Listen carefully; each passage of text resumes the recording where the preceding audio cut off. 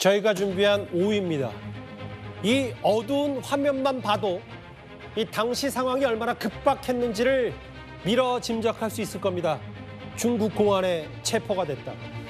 이 중국과 동남아 접경 지역에서 우리 쪽으로 오르던 탈북민 15명이요. 중국 공안에 의해 체포됐다고 한 북한 인권단체가 전했습니다. 그러면서 탈북민 15명이 찍힌 짧은 영상, 저 영상을 공개했습니다. 윈난성 쿤밍으로 추정되는 중국 지역에서 저렇게 일렬로 선 사람들이 물살을 가르며 앞으로 나가고 보신 그대로 반팔과 반바지로 된 얇은 옷만 걸쳤는가 하면 저렇게 어린아이로 보이는 자궁 최고의 몸도 확인됩니다. 하지만 이 장면을 마지막으로 이들의 행적은 확인할 수 없었습니다. 급박했던 저 상황. 그러면 저희가 저 영상과 함께 과거 한 탈북민의 중국 공안에 잡혔던 인계됐던 그 사례 저희 채널의 대표 예능 프로그램인 이제 만나러 갑니다. 영상으로 한번 확인해 보겠습니다. 맞은편에서 이렇게 일본 그 외교관들을 보는데 일본 직원들이 뭐라고 말을 걸더니 중국 공안들이 들어가더라. 근데 사건 발생 6일 후에 그 당시 주중 일본 대사가 사건 4시간 전에 중국 공관의 직원들한테 전체 지시하기를 혹시 탈북자가 그 영사관 안에 들어올 경우 내쫓아라. 세운 명분은 테러였어요. 쫓아내라. 3살짜리 애가 테러를 해요? 네, 그때 당시는 5명이 다 잡혀가지고 들어와가지고 형을 포박해가지고 끌어냈어요. 밧줄로 목을 묶고 그다음 팔을 묶고 이렇게 다리를 묶는데 이게 돼지가 움직이지 못하게 짐승이 움직이지 못하게 하는 방식처럼 할 얘기 있다고 정말 얘기했어요. 나는 일본 영사를 만나러 온 사람인데 너희들이 이렇게 때려서 되냐? 처음엔 제 말을 무시하더라고요. 우리를 안 보내고 북한에 보내려고 했어요. 김정일이가 너네 가서 데려오라고. 과거 중국 공안에 인계됐던 한 탈북자들의 사례를 한번 과거 영상 만나보고 왔습니다. 호준석 대변인님. 네네. 조금 전에 국민의힘 대변인께 직접 논평도 내셨던데 이 탈북민 15명 중국 공안에 체포됐다. 우리 정보 당국도 확인 중이라고 하는데 아직 이 탈북민의 지금 마지막 동선은 확인이 안 되고 있더라고요. 네, 그러나 지금까지 이제 전례들을 보면 사실의 가능성이 높은 것으로 보이고요.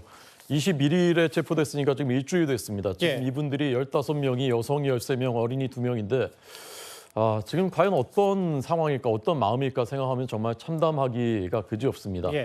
저분들이 우리 다 동포들이지 않습니까? 한 대, 두 대 거슬러 올라가면 우리 이웃이거나 또 우리 가족일 가능성도 있습니다. 그리고 대한민국 헌법 3조에 따라서 근거해서 다 우리 대한민국 국민들입니다. 이 국민들의 생명을 지켜야 되는 것은 우리 대한민국 정부의 책무입니다. 근데 저분들이 만약에 강제 북송이 된다면 그럴 가능성 배제할 수가 없습니다. 작년에 무려 600명을 중국이 강제 북송을 시켰습니다.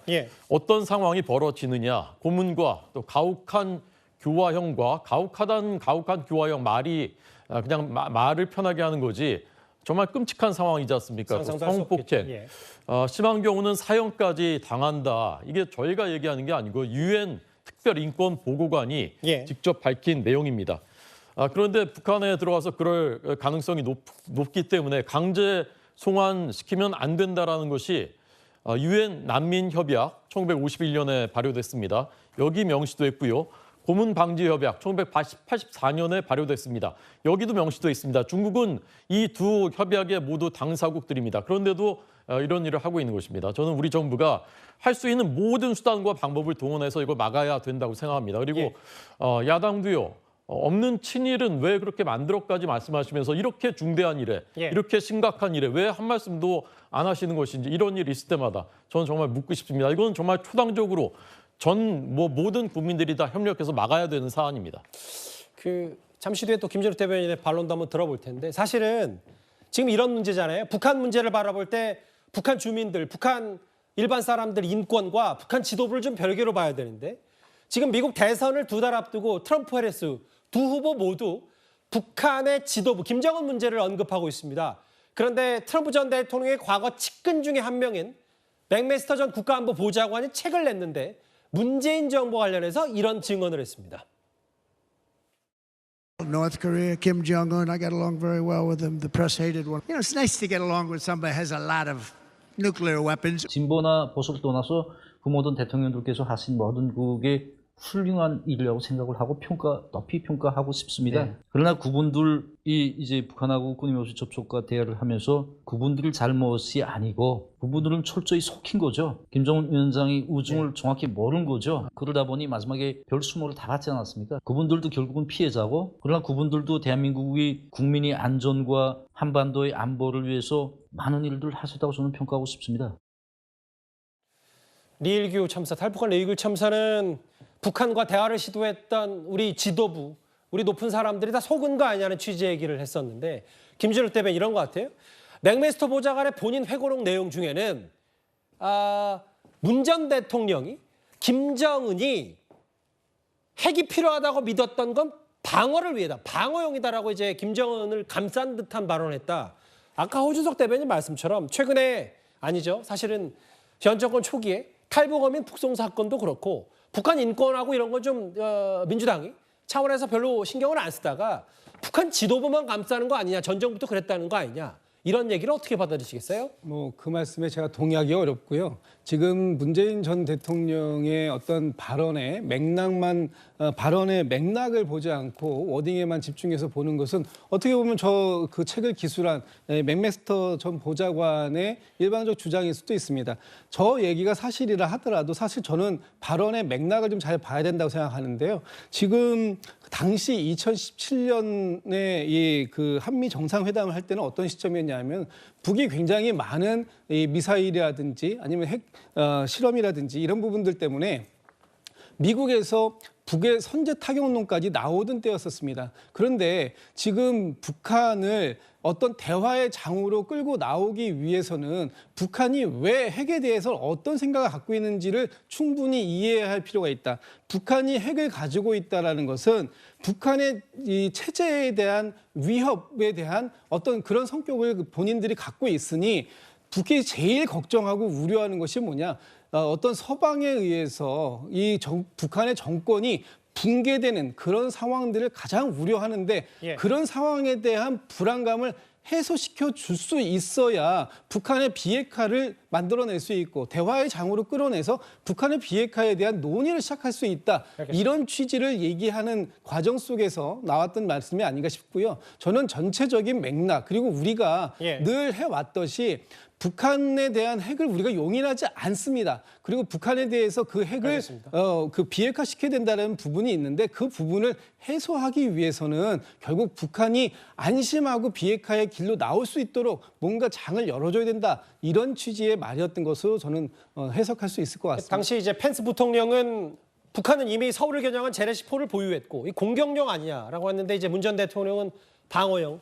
현실인식 차이가 당시 한미 관계 금명이 드러났고 아까 뭐 인권 문제 얘기했는데 호준석 대변인 이 발언과 아까 왜 저런 거에 민주당이 논평도 안 내냐는 취지 얘기를 엮어서 어떻게 받아들이시겠어요? 그러니까 조금 전에 말씀하신 북한이 안심하고 비핵화로 나올 수 있도록 하자라는 얘기가요.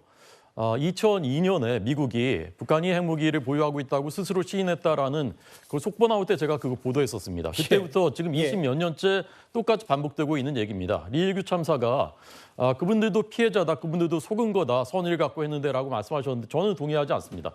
한두 번 속으면 피해자죠. 근데 20몇 년 동안 30년 가까이 똑같이 저렇게 행동하고 있다면요.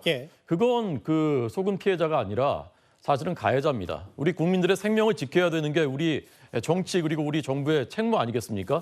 아까 문재인 대통령은 방어용이다라고 말씀하시는데 김정은이 작년 초에 남조선 전체를 사정권으로 해서 핵탄두 더 늘려라라고 지시했습니다. 그러면서 남조선은 명백하게 우리의 적이다라고 얘기했습니다. 한 번 얘기한 게 아니고요. 남한을 핵무기를 남한을 핵무기 사용할 대상이라는 얘기를 여러 번 했습니다. 이게 윤석열 정부 들어서 그런 거냐? 아닙니다. 북한은 처음부터 핵 개발할 때부터 전술핵 계속 개발했고요. 전술핵은 소형의 우리를 대상으로 한 거 아닙니까? 그리고 남한에 핵 투발을 할 수 있는 수단 계속 개발을 해왔습니다. 그런데도 그냥 환상 속에서 희망 속에서 계속 그렇게 말씀하시는 거죠. 처음에 한두 번 그랬다면 그게 희망이라고 얘기할 수 있는데 이런 환상이 계속된다면 이건 죄를 지는 겁니다.